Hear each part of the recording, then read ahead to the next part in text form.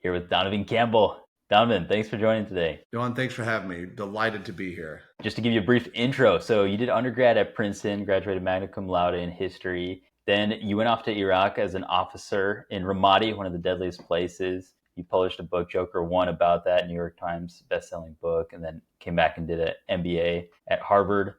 I want to start by just asking, from a leadership perspective, what did you learn about leadership from your experiences? I think the number one thing I learned was that the same thing that I was taught growing up by my family and by my church, which is that Christ-like leadership, i.e. servant leadership, i.e. sacrificing yourself for the good of those whom you serve, is an incredibly effective leadership philosophy and approach, both on the battlefield and off the battlefield. I would say that's number one. I would say number two, you learn, just as Paul says, do not grow weary in doing good, that it is really hard to be a consistently virtuous and servant-oriented leader. It's just so easy to, and I do this more often than I would like, to give in to your own, let's call it impatience, your own, let's call it lack of understanding, your own desire to drive performance versus to truly understand first. And so being a good leader, a servant-oriented leader over time is just like anything else worth doing. It's really hard. It takes a lot of intentionality. It doesn't just magically happen. And you have to have a good community, intentional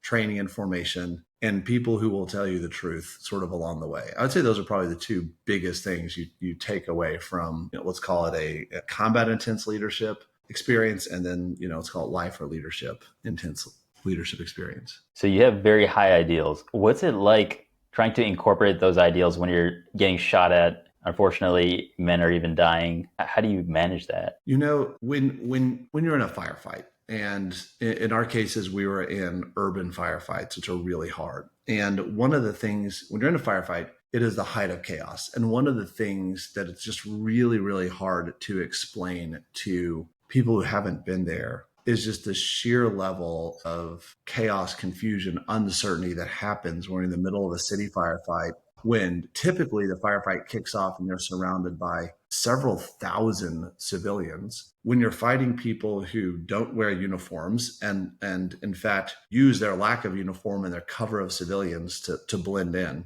That sort of environment is arguably the most difficult sort of combat environment that exists. And it's very hard to explain that to people. And so what is hard for people to understand is that the way you perform in those moments is far less about who you are and what you're doing, and even what your team is in those moments, than it is a reflection of the months and the years that you've put into training.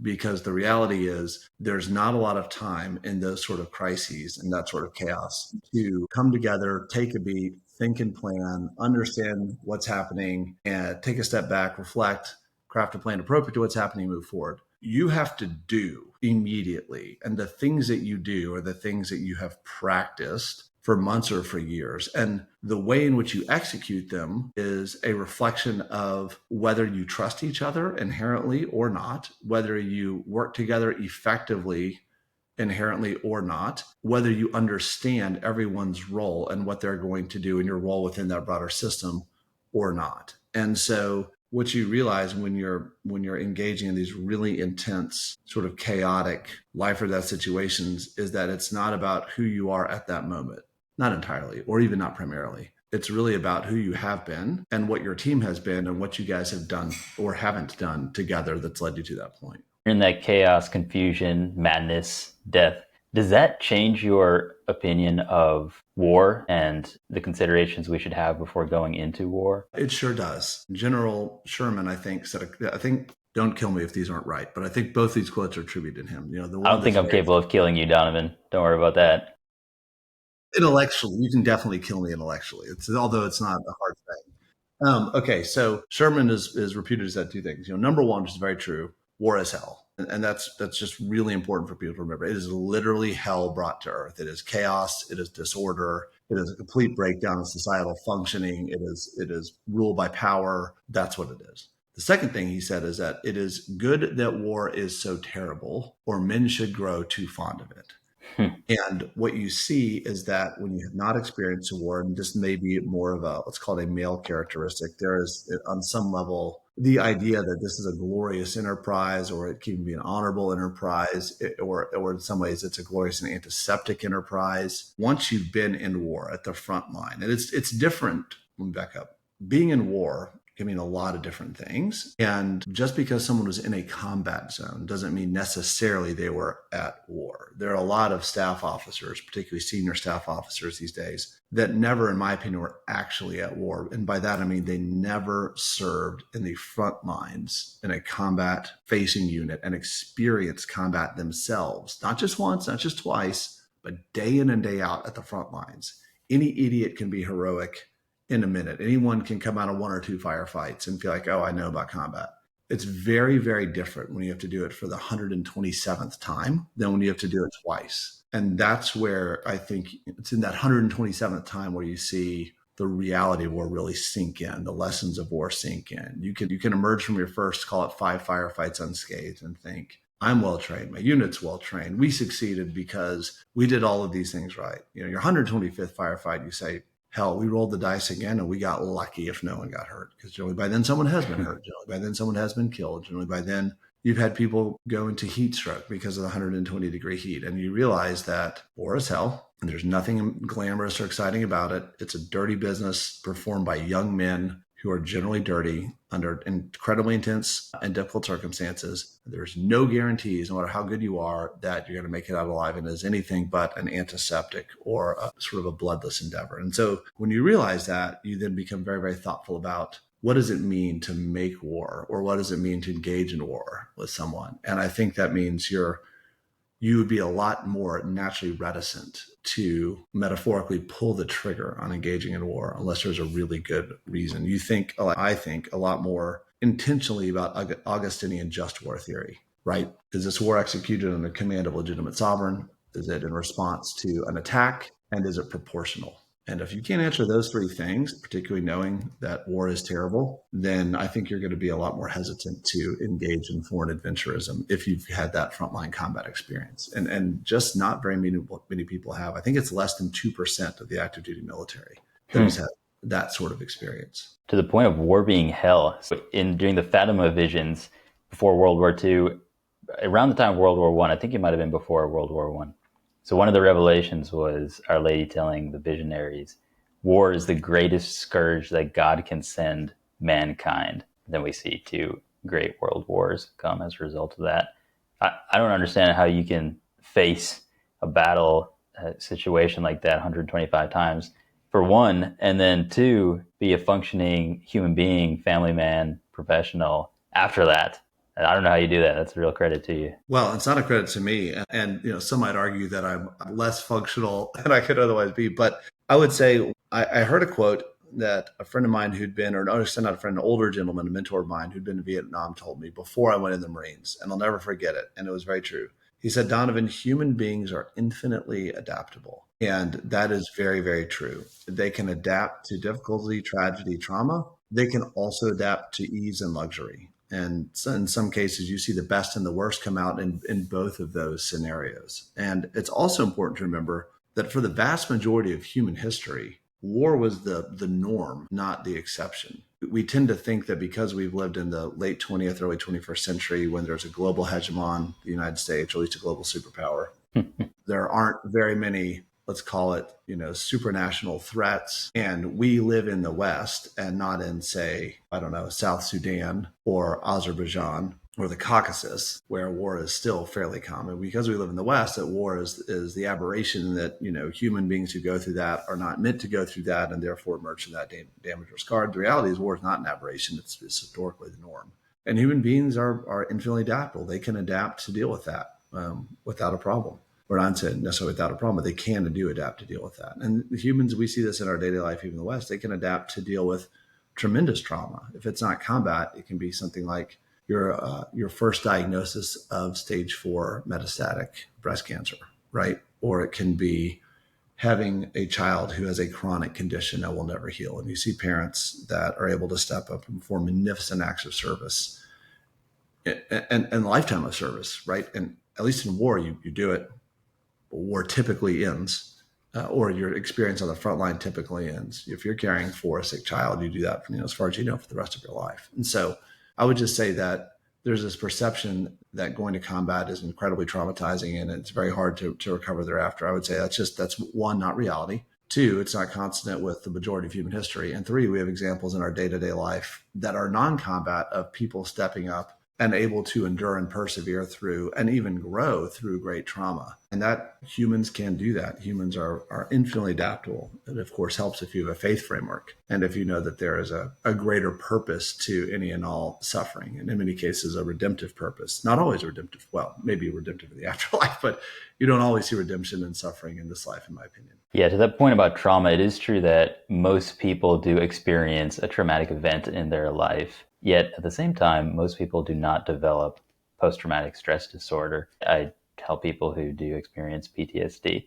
So it is true that humans can be incredibly resilient. So how do you apply the lessons you've learned from war regarding leadership to your day-to-day life, professional life, personal life now? I'd say there's both the, let's call it, soft side of it, and there's the hard side of it. So let's start on the soft side first. So as mentioned earlier, probably the greatest lesson you take away from being in combat is that if you want people to risk their lives for a mission, or really if you're their leader, for you, because you're the ones asking them to go on the mission, they have to trust in you and they have to believe the cause is worthy. And so it's really, really important that over time you demonstrate to your team, not at war in this case, let's call it my business team or even my family team, that your desire is to lead the way Christ our Lord and Savior led us, right? That you're willing to listen first, you're willing to try to understand them, you're consistently willing to put your own best interests behind theirs. That can look in the business world like, as the CEO, not taking a raise so that the rest of your team can have more money to redistribute for their own raises. It can look like deliberately restraining yourself to speak on a subject when you want to, and you think you've got a great point and you want to lead off and set the direction because you need your team to talk and you want them to feel and to really have a say in the matter before you weigh in and potentially crush some of the things that they would say at home. It looks like, to take a purely hypothetical and no means recent example, being willing to talk to your teenage daughter about her clothes so that your wife, who's had those conversations for the last week and is tremendously frustrated, doesn't have to in that moment, and you can shield her from that. I mean, again, this is purely hypothetical. I've never done such a thing because we obviously Got to man up, man. That's the role of a father. Yeah. Got to fathers talk to your daughters about modesty. 100%. And so that is not necessarily a fun conversation, particularly when it's met with great resistance and you don't understand. Even if, and in this case, again, hypothetically, of course, the daughter does desire to be modest and just doesn't fully understand the choices that she's making. So you have to form her. That's another example where it's really important to go in with a servant mindset. It's also important, again, stay on the soft side, to be intentional about communicating a vision, a transcendent vision. If it's at work, you need to have the team understand, what is this company about? What are we trying to do? That means it's worth our time and our energy and our skill, all things that we don't get back once we've expended them. And as a leader, constantly not just explaining that, but reinforcing that, being really intentional about connecting people back to the vision, the why. This is what we're doing. This is why. It's our transcendent purpose, if you will, in work. Because work is something the Lord gave us. It was created before the fall, right? It is an inherently good thing. It's a way we participate in God's kind of redemptive work in creation. Okay, on the hard side, number one, the importance of planning. And so to go back to vision, you have to have a vision. You have to have a hill to take, a worthy challenge to overcome, a cause for which you guys are putting forth your time and energy. But then you have to have a really thoughtful plan on how do you get from here to there. Now, the plan is just the basis for change. All plans do change. But I find that too often in the civilian world, there's this lack of attention to actual thoughtful planning. If this is where we want to go, how are we going to get there? And do we have the skills, the capabilities, and the resources necessary to do that? And do we understand the trade-offs that we need to make in order to go to A? And if so, are the trade-offs we're making consistent? And then second, I would say you learn from the military the importance of team development, having the right people in the right role. And then as your organization grows, training people for the new roles. I find that in the civilian world, generally speaking, we do an absolutely atrocious job at training someone to be successful either before we promote them or after we promote them. Often, particularly frontline leaders, They've done a great job as an individual contributor. Well done, spot on. You're the best spreadsheet analyst around. Well, let's make you a manager. But there's no intentional training that says, now that you lead humans, the way that you succeed looks different than prior to you leading humans. And we need to train you on that. We need to help you be successful. The military does a really good job of that. They have corporal's course for corporals and sergeant's course for sergeants and command and staff college for the officers that they're going to move on to more senior ranks. The civilian world does not have that same necessarily concept of, if you're going to go here, then we take a break when you're here and we train you, and then we expect you to perform here. And so I'd say that's sort of the second big thing, secondary to planning, is you got to have the right people for the right roles, and you got to continually invest in them, particularly in their training, if you expect them to grow with your organization. So those would be the top two things on, let's call it the hard skills side of the house. Getting into civic leadership. So tell us a little bit about this bid for school board of KDISD. So sometimes you feel like you are called to do something. And in this case, I was responding to a call, and it was literally a phone call, someone calling me and saying, hey, I was in Bible study with a good friend of yours. I mentioned that we're trying to back 2 candidates for board to replace 2 who are up for re-election, who are fairly liberal, who in this case voted against the district's, let's call it, gender sanity policy. And that policy simply said no boys and girls locker rooms, no boys and girls sports teams, no boys and girls safe spaces like bathrooms. And if a student desires to socially transition, the teacher is going to tell the parents. That's what it said. They voted against that. And as a result, though they claimed to be conservative, or in their case, they claimed to be not only conservative, but Republican. And so I got a phone call saying, we don't have any good candidates. Would you be willing to step up and do this? You have 2 daughters in KDISD. And I thought, there's nothing glamorous or amazing about the school board. I prayed about it, and the answer was yes. This is unpaid, unglamorous. All it is, let's call it, thankless work. But at the end of the day, if I would say thoughtful leaders, Christians, don't step up into local civic leadership, then we can't complain when we find that our local public school boards are taken over by those who are more engaged and on the more progressive and, let's call it, anti-human side. So I want to put my money where my mouth is. So I ran, and we drove record turnout, but unfortunately I lost to my opponent, who is a 20-year incumbent. The teachers voted en masse, and my partner also lost as well to his 6-year incumbent. So that was unfortunate, but all you can do is your best. We drove more votes for us than the winners of the last 2 cycles. So interestingly enough, it showed you how engaged people with the race. And in my mind, that's a win in and of itself. But at the end of the day, as Teddy Roosevelt says, you want to be the man in the ring. You throw your hat in the ring, you get in there, you do your best, and sometimes you win, and sometimes you come out with a bloody nose, but at least you gave it a shot. And I was happy to give it a shot. Do you have any further thoughts about contributing to civic leadership? So there's a couple things I do now. I'm still highly involved in veterans causes. So you may or may not know, in 2014, I co-founded a veterans hiring nonprofit called Next Stop with one of Houston's leading businessmen. And since then, it's grown to have about a dozen full-time staff. We'll place about 700 veterans a year into not jobs, but careers, which is really interesting. And it is, I think, the largest veterans hiring agency of any sort, paid nonprofit, for-profit or not-for-profit, in the Southwest. So so I do that.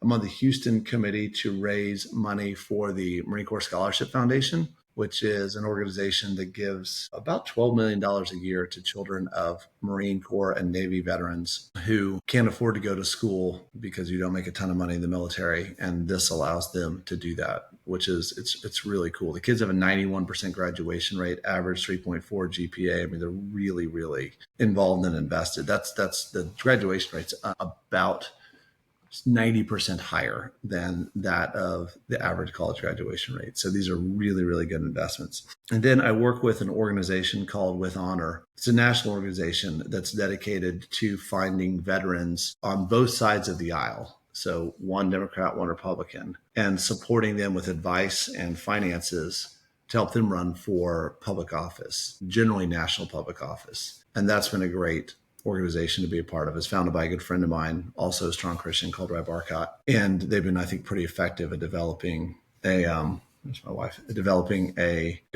who've run for and achieved public office, Congress, generally speaking, although the governor of Maryland is a veteran of Wonders, which is great. So anyway, those are the things that I'm pouring my time and energy into outside of our church and our local community. We're community group leaders. As you know, we've been foster parents as we're big believers in, as Christians and as those who are pro-life, trying to open our home to children who need a home and trying to help the 500,000 kids are sloshing around in foster care. And we're considering, adoption again. So we'll see, Johann. But I'd say those are the things. There's sort of veterans work. There's community church work, which I think is incredibly important. And then we're very passionate about the adoption and foster care. And that's on top of your work as a CEO. You're not just doing service full time. That's on top of my work as a CEO. That's in addition to running a medtech business, which is a lot of fun and also something I can see a direct link to service for. Well, that sounds very fulfilling, despite or perhaps because of how busy it is. Maybe last thoughts. Do you have any? I was saying, what is the old saying? How do you get something done? Give it to a busy person. Exactly. 100%. I totally believe that. What are your thoughts on the new nominated Secretary of Defense? So he was in my Bible study at Princeton. In fact, I was his Bible study leader. So I know him fairly well from those days. He and I have kept touch because he and I have been both involved in veterans advocacy since we left the service. So a couple things about Pete. One, he left Princeton and was a Bear Stearns bond trader. And then I believe as the wake of 9/11, he decided that he would actually join the Army. I think it was the National Guard, and did 3 deployments. So he's someone who did not have to serve, had a sort of well-paying classic Ivy League job and decided to do it anyway. So I think he gets a lot of credit there. 2, he's a frontline combat leader. And one thing to remember is that I will say virtually all of the current colonel and general class or admiral class has not seen frontline combat in a sustained way. I'm 45. I am about the oldest of the frontline combat leaders that have been produced by Operation Iraqi Freedom and Operation Enduring Freedom, so Iraq and Afghanistan. They are older than me. That means they were all majors and they were all lieutenant colonels when this war kicked off, which means that they have been staff officers, which means they have not carried the rifle. They have not led through several hundred firefights at the pointy end of the spear. And I think that there is something to be said for having a Secretary of Defense who has done all of that and can hold them accountable. I think third, Pete doesn't need the money from Lockheed Martin or from Boeing or Raytheon in order to fund his retirement to sit on their boards. And so there's a lot to be said for someone coming in who doesn't have ties to the defense industry, because there is for sure a military industrial complex. And you need some of that to build out your manufacturing base and produce things that no one else can do.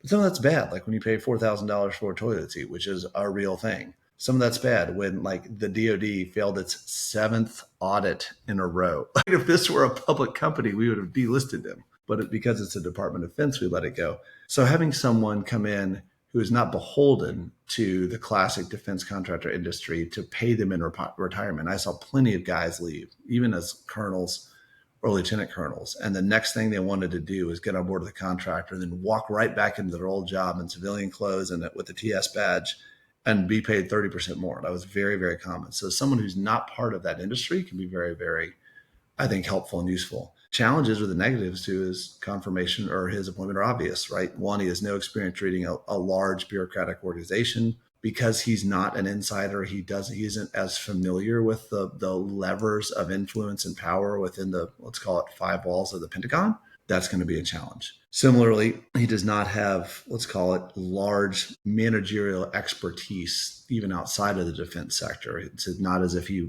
is coming in as CEO of Ford, as an example, right? He's a news commentator. He's largely paid to be an individual contributor. And then I would say, finally, he's had ups and downs in his, personal life since he came back from combat. I think he's on his 3rd wife. He has a blended family. And so, there's clearly some, I don't know, maybe know how you think about this. There's some, let's call it, areas of distraction in the personal life that exist as well. So, but at the end of the day, I can tell you from my knowledge of him as a human, he's a good man. He does want to love God. I think he's in this for the right reasons. We've texted back and forth a couple of times since his nomination was announced, and he's clearly got the mindset of there's a lot to do. I do like that the administration, by and large, is appointing a mix of outsiders and let's call it unconventional insiders in many ways to get a sort of a representative portfolio of diverse views within the cabinet itself. And I think Pete is one of those. Whether he gets confirmed or not is probably an open question, but you could do a lot worse. Let me put it that way. That was an excellent analysis. Was not expecting that. Thanks. Well, Pete, thank you. Pete, clear. He's got my full-throated support. I mean, I know the man. I know his character. I know he's in this for the right reasons. I know that he's not looking to parlay his time as defense secretary into a $10 million per year sinecure on the back end of this. And you can't say that about a lot of other people. He wants to do a good job for the right reasons. He's doing this with a combat leader mindset. I'll take it. Yeah. I mean, from what I've heard, which is not that much, I'm in full support of him as well. I mean, he recognizes the dangers of the military industrial complex. He recognizes the dangers of having women in combat positions. And well, because he understands the importance of lethality, because he fought on the front lines. Unlike, again, a lot of generals who've never done that. They've never been their life on the line again and again and again and again. He knows what it means to have uncompromising standards, have excellence at the point of the spear, and not to use the military as a laboratory for progressive social experiments at the expense of lethality. Should the military be a place that is absolutely racially integrated? Of course, you've got to have the best. I don't give a damn what their skin color looks like. They need to be at the tip of the spear. Should the military be an absolute meritocracy? Absolutely. If you want to be in the Delta Force, you need to be the best of the best. Should the military have an incredibly diverse base? Absolutely. You want a Farsi speaker? You're not going to get a lot of those guys unless you have a strong Iranian population in the United States of immigrants that wants to serve this country that's been so good to them, right? But at the end of the day, the military has to win wars. Pete understands that. And I think there's a lot to be said for that. Amazing. Thank you, Donovan. This was excellent. Thanks so much. Awesome, my friend. Well, good to see you again, and I look forward to staying connected. Absolutely.